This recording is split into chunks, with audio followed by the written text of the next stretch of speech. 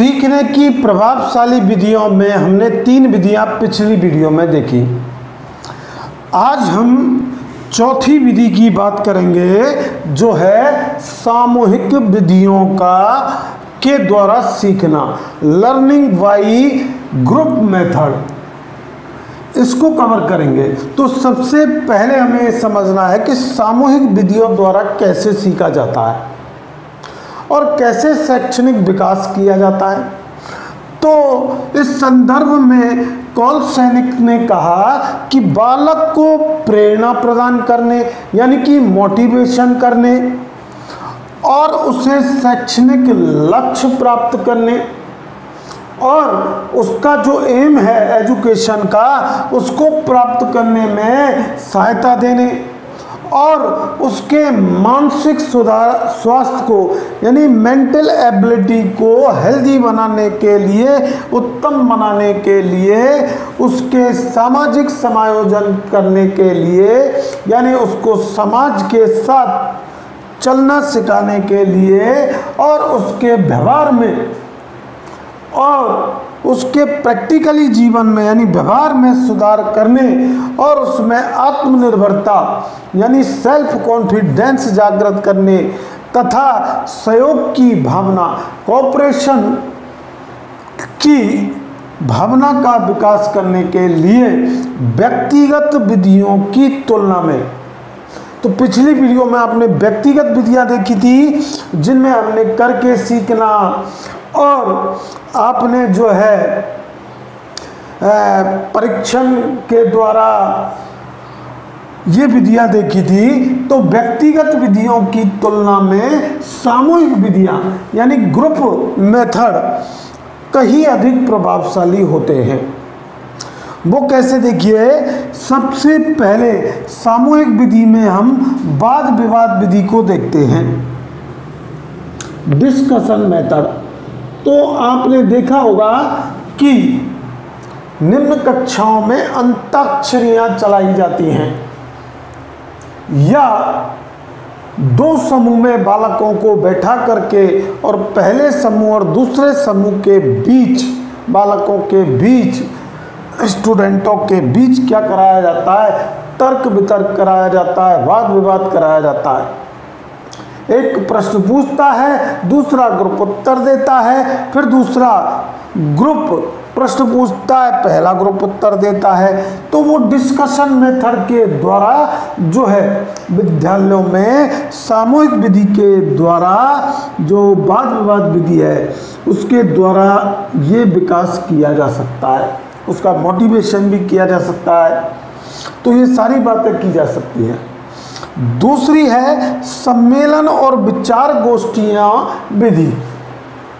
तो देखिए, बड़े बड़े वैज्ञानिक जो है, तो बड़े बड़े विद्यालयों में भी आप देख लीजिए, अनुसंधान केंद्रों में भी देख लीजिए कि वहां पर सम्मेलन किए जाते हैं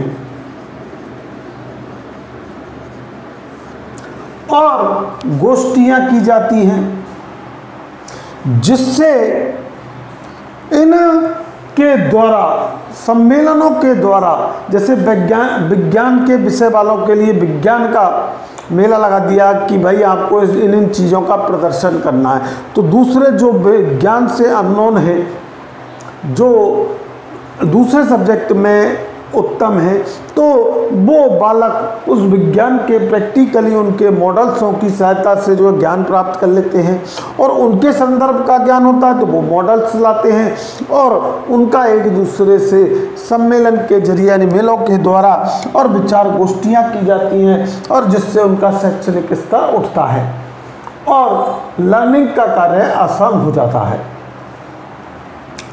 तीसरा वर्कशॉप विधि, वर्कशॉप मेथड। देखिए, वर्कशॉप का मतलब होता है कार्यशाला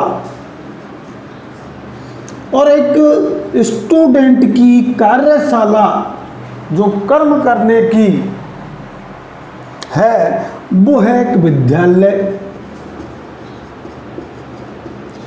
तो उस विद्यालय में जहाँ पर वो शिक्षण प्राप्त कर रहा है वहाँ कार्यशाला यानी विद्यालय में इस प्रकार की विधियों का प्रयोग किया जाता है, परीक्षण करके बताए जाते हैं, फिर व्यक्तिगत न होकर के सामूहिक रूप से लिया जाता है। जैसे आज आपको मैं मनोविज्ञान पढ़ा रहा हूं, तो मैं मनोविज्ञान से संबंधित 10 बच्चों का एक समूह बना लेता हूं और दूसरे जो अननोन है, सीखने आए हैं मनोविज्ञान के संदर्भ में, उनका समूह बना लेता हूं। फिर उन्हें प्रैक्टिकली तरीके से उन पर हम वर्कशॉप यानी कि विद्यालय में हम कार्य करें, यानी कि वाद विवाद कराएं, सम्मेलन कराएं और उनके जवाबों को मैं, उनके क्वेश्चनों का मैं उत्तर दूं, तो उससे वो वर्कशॉप की विधि द्वारा यानी विशेष विषय से संबंधित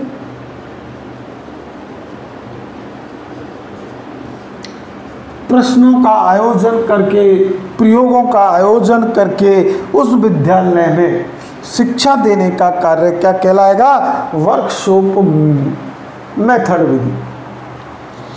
तो इसके बाद देखिए प्रोजेक्ट डाल्टन और बेसिक विधियां।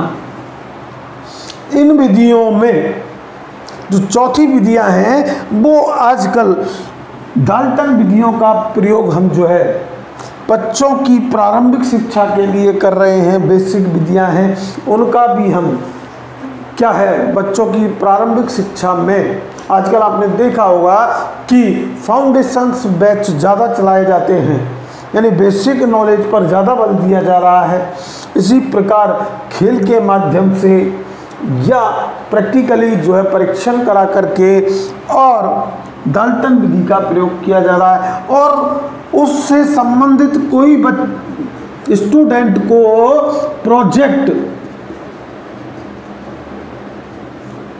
निश्चित करके कि ये 5 लड़के या 5 स्टूडेंट इस संदर्भ में प्रोजेक्ट बना के लाएंगे और उन प्रोजेक्ट के बारे में वो फिर डिटेल से लिखेंगे, तो वो अध्ययन करते हैं और प्रोजेक्ट के बारे में दूसरे विद्यार्थियों को समझाते हैं। तो आज की वीडियो में आपने सामूहिक विधियों द्वारा सीखना देखा। आपको ये वीडियो कैसा लगा ये ज़्यादा से ज़्यादा लाइक करके और जो हमारे चैनल पर नए हैं वो चैनल को सब्सक्राइब करके बताएं और कमेंट्स के माध्यम से बताएं। Thanks for watching this video.